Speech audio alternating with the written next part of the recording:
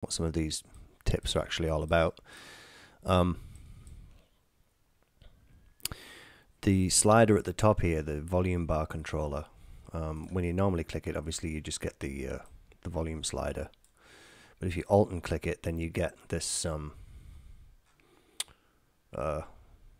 of selection of like your various outputs and inputs that you've got in your sound card preferences, which is handy for quickly switching rather than going all the way into the sound preferences control panel and choosing it like that. So that's a fairly quick one.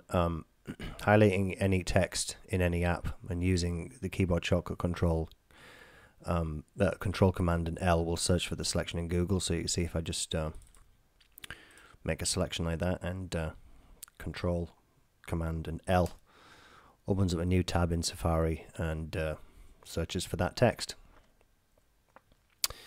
Holding down Alt while using the arrow keys in any text input area lets you skip from one place to another. So if I just quickly edit this comment in Reddit, see the cursor is at the end of the sentence there. If I use Alt and back arrow, it goes to the beginning of the word another and so on, back through like that. If I hold down Shift at the same time, then it selects the text as I go along. And if I hold down Alt and use the up and down keys, it goes from the beginning to the end of the paragraph. That's a really quick way of navigating around. It's an old thing from, it's like it's got a name, I can't remember what it is now. But it's a hangover from the Unix underpinnings of the actual operating system itself. Command Shift and 3, most people know about that one where you take a screenshot and it places like a, Command Shift 3 places a file on the desktop, which is exactly what you see on your monitor screen at that time. It's just a ping file and all the transparencies are in place. Obviously you can also do Command Shift and 4, which brings up a drag and drop selection tool. If you hold down Alt while you're moving the selection around, then it constrains to the center rather than the edge. And if you hold down Shift, the left and right orientation of the box are fixed in place so that you can get exact measurements.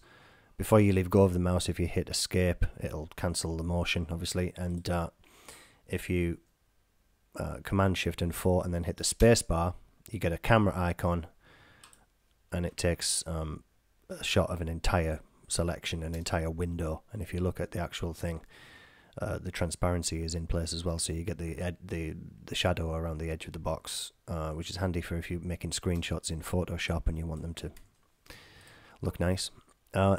Anything which can be highlighted using Command and A, select all, for example, or by triple clicking, which selects entire paragraphs, can be picked up and moved around. So as soon as I've made that selection, I've left go of the mouse button, I've made that selection now, and if I float over it with the mouse button, click down for a second, I can pick it up and turn it into a selection which I can move anywhere.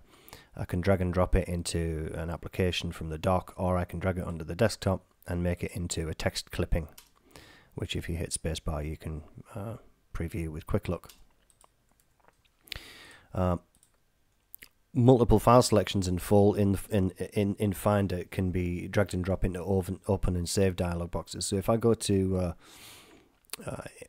Imgur, which is obviously the popular image hosting site for Reddit, I've got a selection of files that I want to drag and drop into like an open save dialog box like this. You know, where you would get like a view of your like your files, rather than like if I go in and this is the beautiful actress from Mad Men, Christina Hendricks. Quick Look works in open save dialog boxes as well. If you hit the space bar when you're in here, you can get a full preview of you know what's in there. What was the tip again? Let me just go back. Multiple file selections. Oh yeah. So if I open up the folder containing those image files, then let's say that I let's say I wanted to upload those pictures and I wanted to upload those pictures as well, right? See the way that they're not all continuous. Well, if I open up an OpenSave dialog box and then pick that selection up, I can drag and drop Alt into there, and those files are now also selected in the OpenSave dialog box for the in Safari. It's probably a little easier to actually do than it is to explain, but it's super useful if you're dragging and dropping from another application as well, like iPhoto or iTunes. What's the next one? Oh yeah, Control Shift and Eject instantly turns off the display. I won't do that right now because you wouldn't see it anyway. And Control and Eject shows the sleep, restart, shutdown dialog box that you normally get from the Apple menu by going to restart, shutdown, or sleep. Command plus Alt and Y shows any Finder selection in Quick Look full screen.